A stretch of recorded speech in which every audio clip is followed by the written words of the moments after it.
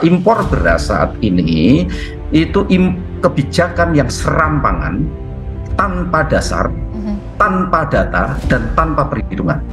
Dan tentunya salah satu yang perlu kita kritisi di sini itu adalah food estate, ya. Mungkin sedikit kasih konteks ya, food estate itu sebenarnya adalah sebuah konsep di mana basisnya itu adalah corporate farming yang sangat lazim dilakukan di negara-negara maju, negara-negara industri seperti Amerika Serikat, Jerman, Australia. Juru bicara Anies Baswedan, Profesor Zulfikar Amir, memberikan kritikan pedas terkait food estate yang saat ini nihil hasil. Zulfikar mengatakan, jika food estate yang dikerjakan oleh Kemenhan Prabowo, basisnya adalah corporate farming yang sangat lazim dilakukan di beberapa negara maju, yang jumlah petaninya sangat sedikit.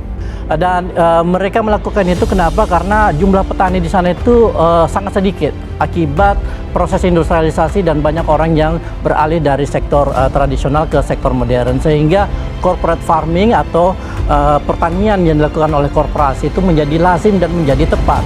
Hal itu akibat industrialisasi di negara tersebut dari tradisional ke modern. Ia lalu melanjutkan, jika konsep food estate ini tidak tepat diterapkan di Indonesia, lantaran masih banyak penduduknya yang bermata pencaharian sebagai petani dan jumlahnya masih sangat banyak, hingga jutaan orang. Tapi ketika dibawa ke Indonesia, di mana kita masih punya ada jutaan petani yang sebenarnya adalah bagian dari sistem produksi pangan kita, itu sangat tidak tepat ketika corporate farming ini itu diterapkan. Kenapa? Karena dia melakukan peminggiran petani yang sebenarnya menjadi pelaku utama di dalam produksi pangan.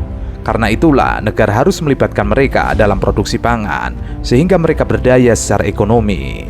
Selain itu, biasanya pengelola food estate adalah perusahaan-perusahaan yang punya kompetensi di bidang pertanian. Yang terjadi di food estate sangat kontradiktif, karena pengelola food estate tidak memiliki kompeten di bidang tersebut. Akhirnya timbul masalah dan tidak ada hasilnya. Ya kan?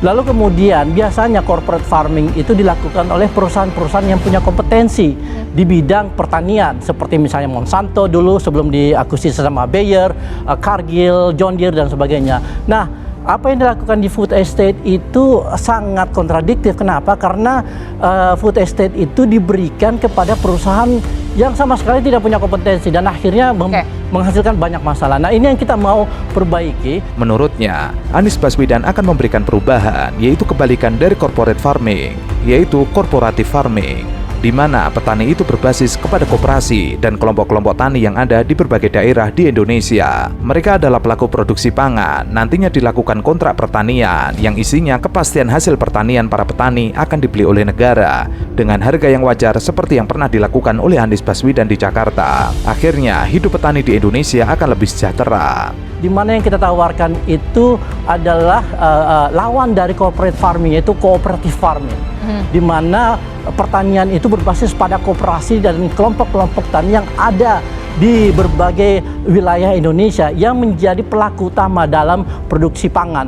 Dan kemudian cooperative farming ini kita akan sandingkan dengan apa yang kita sebut sebagai contract farming. Nah, contract farming itu adalah bentuk mekanisme untuk memberi kepastian kepada petani bahwa hasil pertanian mereka itu akan diambil, akan dibeli oleh pemerintah dengan harga yang wajar, sehingga petani itu bisa mendapatkan keuntungan yang cukup supaya kehidupan mereka sejahtera. Oke, untuk terkait dengan impor, Zulfikar memberikan pendapat yang perlu dibenahi adalah kualitas produksi dalam negeri dahulu. Menurutnya itu yang harus digenjot, karena fungsi impor adalah untuk menutupi defisit dalam negeri karena demand yang terus melonjak. Solusinya adalah hasil pertanian nasional harus ditingkatkan agar nantinya tidak terjadi ketimpangan di dalam rantai petani, akhirnya sangat merugikan petani. seperti apa? Nah, kita harus pertama meningkatkan kapasitas produksi pangan nasional terlebih dahulu. Karena kuncinya sebenarnya di situ. Yang namanya import itu hanyalah upaya untuk menutupi defisit produksi pangan terhadap demand yang muncul. Ya kan, mungkin pada momen-momen tertentu di mana demand kita tinggi, mungkin kita butuh melakukan import pangan. Tetapi yang paling fundamental di sini sebenarnya adalah produksi pangan secara nasional. Dan ini yang perlu kita perbaiki karena strukturnya itu sangat timpang akibat berbagai praktek di mana petani-petani kita itu dipinggirkan. Hal senada juga diungkapkan oleh Prof. Dwi. Ia secara keras memberikan kecaman terhadap impor beras di Indonesia.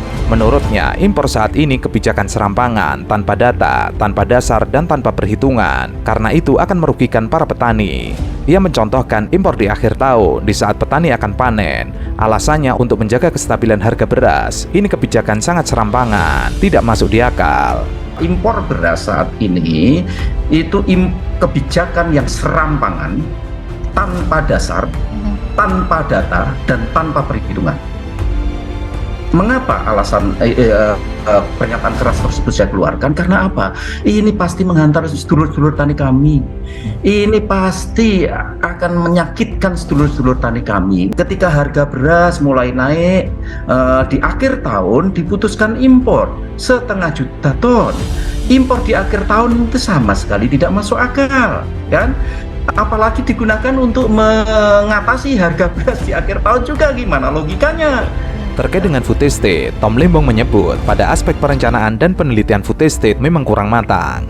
Ia ingat saat Kemenhan ditunjuk untuk mengelola food estate itu sangat mendadak, tidak didahului dengan konsultasi publik dan melibatkan para pakar.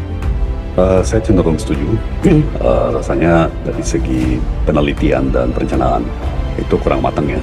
Saya ingat waktu program food estate ini ditunjuk ke Pak Menhan, Menteri Pertahanan, Kementerian Pertahanan, itu menarik sekali dan tidak didahului oleh konsultasi publik atau keikutsertaan pakar-pakar dan ahli-ahli ya. Definisi food estate adalah lahan yang masif dengan pendekatan industrial, luasnya puluhan ribu hingga ratusan ribu hektar. Yang dilakukan sekarang ini bukan food estate, tapi pertanian biasa. Karena food estate itu adalah kawasan atau lumbung pangan yang masif. Contohnya seperti perkebunan sawit. Apa itu definisi daripada food estate? Ya. Sejauh yang kami ketahui, definisi daripada food estate itu adalah lahan yang masif. Ya, jadi konsepnya daripada food estate itu dari dulu, dari zamannya Orde Baru, Soeharto sampai sekarang ya, adalah lahan yang masif dengan pendekatan industrial. Ya, jadi industrialisasi pertanian dengan mekanisasi, dengan pendekatan yang padat modal ya, secara masif. Ribuan dan puluhan ribu dan bahkan ratusan ribu hektar ya, seperti misalnya perkebunan kelapa sawit gitu. Nah, yang tadi digambarkan oleh Pak Billy adalah contoh-contoh kecil. Bagi saya itu tidak sebetulnya masuk dalam definisi food estate ya, itu anggap aja food pertanian biasa ya.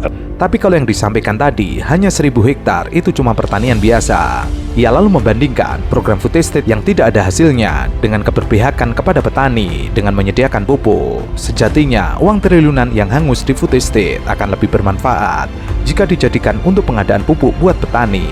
Program food estate ini memang sampai sekarang tidak menghasilkan.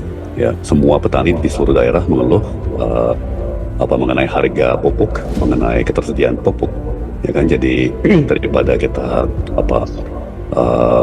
melakukan hal yang sangat eksperimental ya, seperti food estate yang puluhan tahun tidak pernah berhasil, ya kan, mendingan baik anggaran maupun perhatian pemerintah kebijakan itu ditujukan dulu kepada yang konkret, yang di depan mata.